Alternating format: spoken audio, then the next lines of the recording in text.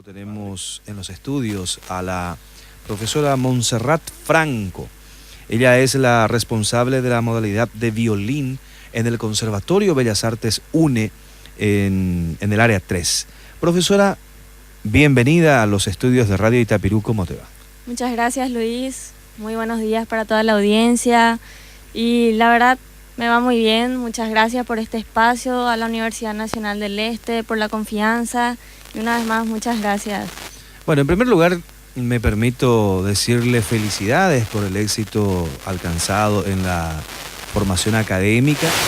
Estaba diciendo fuera de micrófonos la profesora que está en culminante etapa de su carrera universitaria en una universidad privada. Así que felicidades. Licenciada en nutrición, profesora, ¿eh? Así mismo, muchas gracias. Muchas felicidades. Celebramos siempre el éxito académico de una persona. Eso habla del crecimiento y también del potencial que está teniendo o que están teniendo los recursos humanos que trabajan actualmente en la Universidad Nacional del Este. Éxitos también a partir de ahora en la vida profesional. Y hablemos un poco de la vida de Montserrat. ¿Cuándo comienza en la música? Así es, Luis. Y esto tiene inicio a los 8 años de edad. Me inicié con la guitarra popular a los 8 años y después procedí a estudiar guitarra clásica ya cuando tenía aproximadamente unos 11, 12 años. Y de ahí pasé para el violín, que es mi instrumento, vamos a decirle, mi caballo de batalla hasta hoy día. ¿Cuánto tiempo ya con la ejecución del violín? Y ya hace aproximadamente 10 años. 10 años. Sí, así mismo. El profesorado en música generalmente tiene bastante tiempo. El lenguaje musical es muy exigente en ese sentido. ¿Qué se necesita? ¿Cuál es el requisito fundamental que debe tener una persona para ejecutar un instrumento tan distinguido como es el violín? Bueno, en primer lugar, uno tiene que conocer de dónde viene, tiene que conocer mismo el cuidado que debe darse al instrumento, cómo manejar sus partes, vamos a llamarle la parte técnica del instrumento, ¿verdad? Y luego algo muy importante sería la parte de tener también el lenguaje musical. Uno tiene que tener un vasto conocimiento de lo que sería el lenguaje en la música, en la parte teórica, la parte del entrenamiento auditivo en sí y la parte de solfeo, entender las partituras. Asimismo, eso sería en un principio para poder luego ya ir agarrando lo que sería la ejecución del instrumento en sí. ¿Es un mito que solamente mujeres y niños pueden tocar el violín? Es un mito, realmente es un mito, ¿verdad? Toda persona que quiera aprender está abierta a que pueda aprender el instrumento. Ahora sí, hay detalles como el grosor de los dedos de repente que uno tiene en cuenta para elegir entre uno u otro instrumento. Y como sabemos, ¿verdad? Las mujeres tendemos a tener dedos más finos, manos más finas, más chicas. Y como el violín es un instrumento muy chico, entonces el mango o el brazo es bastante chico, por lo tanto el margen de error es demasiado pequeño. Entonces por eso se opta cuando viene un varón, por así decirlo, para querer aprender, lo primero que se hace es ver el tamaño de la mano, el grosor de los dedos, la capacidad de abertura de los dedos, para optar, por ejemplo. Entonces, si le gusta el violín y si de repente le queda muy chico, puede optar también por los otros instrumentos de cuerda frotada, ya sea la viola o el violonchelo o el contrabajo. Entonces la siguiente pregunta es, ¿ejecutar violín eso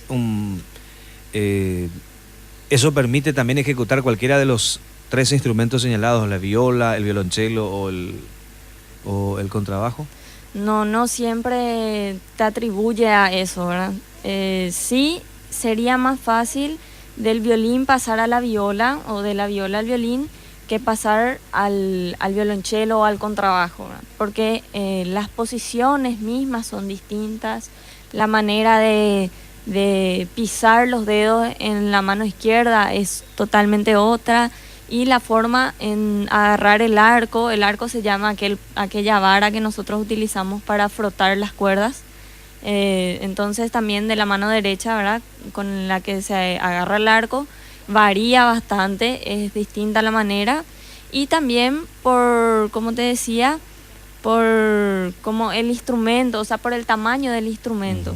Es bastante diferente, y entonces no siempre tenemos la capacidad de incursionar, vamos a decirlo, o de poder tocar otro instrumento, por más que esto sea de la misma familia, ¿verdad? Es decir, entre el violín y la viola no hay problema. Casi no. Las técnicas son las mismas entre el violín y la viola, por ejemplo. Así mismo, las técnicas son muy parecidas. Ahora bien, en el tema de la lectura es distinto, se lee en otra clave, ¿verdad? En los violinistas leemos en clave de sol, nuestras partituras están escritas en clave de sol. Sin embargo, de la viola está escrita en clave de do.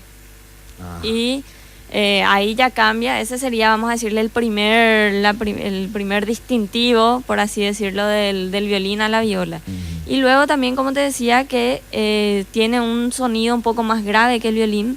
Por lo tanto, el orden de las cuerdas ya cambia a diferencia del violín, ¿verdad? Que en el violín tenemos 4 cuerdas, empezando por mi, va la, a, re y por último sol. Sin embargo, la viola obviamos el mi y empezamos a partir de lo que sería la segunda cuerda del violín. Y por último le agrega una cuerda, y esa cuerda viene a ser una cuerda un poco más grave que la última cuerda del violín. Por eso es que tiene un sonido más grave que el violín. ¿Y se cuenta así como la guitarra de abajo para arriba también? Así mismo también. Así mismo es. Interesante.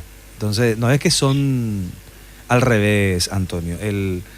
Se mide por la agudeza que tiene cada nota, cada cuerda. Bueno, marcando estas diferencias ya muy importantes, ¿cómo describiríamos al violín para que vayamos conociendo un poco?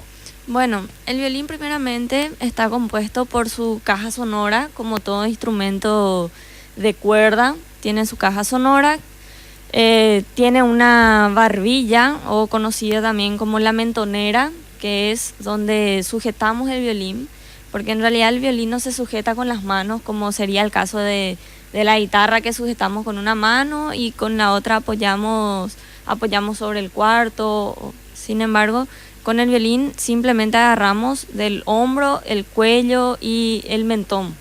Esa sería la posición. Y luego ya tenemos un cordal que van sujetas a las cuerdas, y tiene también el puente, así como la guitarra. Y los orificios, tienen 2 orificios que cumpliría la función de lo que es la boca de la guitarra, ¿verdad? Por donde sale el sonido. Y este tiene, no tiene específicamente una boca, pero sí tiene 2 F-sillas, conocidas como F-sillas, que son 2 orificios paralelos, uno paralelo a otro, que cumple la función de justamente emitir el sonido a través de estos orificios. Y luego tiene también el clavijero, tienen las clavijas, y algo muy peculiar, que es lo que distingue de la guitarra o del bajo, por ejemplo, es que estos no tienen trastes. Los trastes son esos palitos que dividen, ¿verdad?, para distinguir de una nota a otra. Y el violín no tiene eso. Por lo tanto, se exige mucho entrenamiento auditivo, porque uno tiene que, aparte de tener una posición ya fija, uno también tiene que tener bastante, como decimos los músicos, tenemos que tener oído. Entonces, bien desarrollado el oído para poder acertar la nota, porque como te decía también, el margen de error es muy pequeño. No es como la guitarra, que tenemos de 1 a 2 centímetros para equivocarnos, y además tenemos los trastes que de alguna manera nos orientan a dónde ubicar el dedo. Exactamente, simplemente afinamos la guitarra, apretamos dentro del traste, o sea, del espacio sería, y ya está afinado. Sin embargo, en el violín no ocurre eso, no tenemos traste, no tenemos algo que nos guíe, es simplemente nuestra posición y luego ya nuestro oído. Entonces el oído tiene que estar bastante desarrollado, es por eso que lleva mucho tiempo ejecutar la primera música. Qué interesante. Eso para mí es novedoso. honestamente les digo. Es decir, entonces que el que ejecuta, la persona que ejecuta el violín, no tiene ningún indicador en la mano izquierda, que es con la que está presionando las cuerdas para que se produzcan las notas. Así mismo es. Y el único indicador entonces que yo tengo es mi propio oído. Así mismo, Luis. Es tener un desarrollo bastante aumentado de lo que sería el oído, ¿verdad? De tener la afinación correcta y de poder pulsar las notas, o sea, de pisar las notas en el lugar indicado para que esto suene afinado. Es decir, yo puedo estar, debo apretar por decir la nota re, y solamente mi oído es el que me va a indicar esto es re. Exacto, así Si es. yo estoy apretando en otro espacio, que puede ser cualquier lugar del mango, ¿cómo se llama el mango del violín? El mango, bueno, sí. Puedo estar ejecutando mi en vez de re. Así mismo. Y el único factor que me hace diferenciar que eso es mi y no re es mi oído. Así mismo es. Vaya, interesante, muy interesante. Realmente con esto me quedo sorprendido, Y digo por qué. En la guitarra, como dice, hay espacios que se dividen y uno sabe, bueno, en este espacio esta determinada cuerda suena en una nota. Ya que dijimos re, esto es re en la guitarra, es muy fácil, aquí es re y siempre será allí, no cambia. Y en otro es mi, ahí va a ser siempre mi, tampoco cambia. El teclado, con más razón todavía, incluso algunos le colocan el nombre de la nota. Esto es re, aprieta, es re. Esto es mi, aprieta, es mi y punto. Pero en el violín no se tiene esa característica. Y eso también se da con la viola, el violonchelo y el contrabajo. Así mismo se da con todos los instrumentos de cuerda frotada. Bien, también, no obstante, cabe destacar, ¿verdad?, que tenemos una posición que hay que ajustarnos a esa posición, ¿verdad? Donde, como vos decías, donde yo creo que es re, entonces, bueno, tenemos con cierto dedo que apretamos la nota para que sea la nota re. Pero no obstante, puede ocurrir que justo se me desafina el violín a mitad de la música y yo tengo que poder, no me puedo poner a afinar en la mitad de la música mientras el resto está ejecutando. Entonces yo tengo que automáticamente recurrir a mi oído para poder apretar donde tiene que sonar la nota que me dice la partitura o la nota que tiene que ser. ¿Qué factores hacen que se desafine, por ejemplo, un violín? El clima es generalmente el primer factor, ¿verdad? Ya sea la humedad o mucho calor, ¿verdad? O mucho frío. O mucho frío. Esto hace que siempre tienda a desafinarse, ya sea para arriba o para abajo. Es curioso cómo en Paraguay o en esta zona de América Latina en general, el clima tiene un factor muy incidente en los instrumentos. La gente dice, pero ¿y qué tiene que ver el calor? Bueno, es una cuestión física. Ustedes saben que si colocan el hielo al calor, ¿qué ocurre? Se derrite el hielo. ¿Y cuál es el factor que lo derrite? Es el calor, y eso es una cuestión de clima.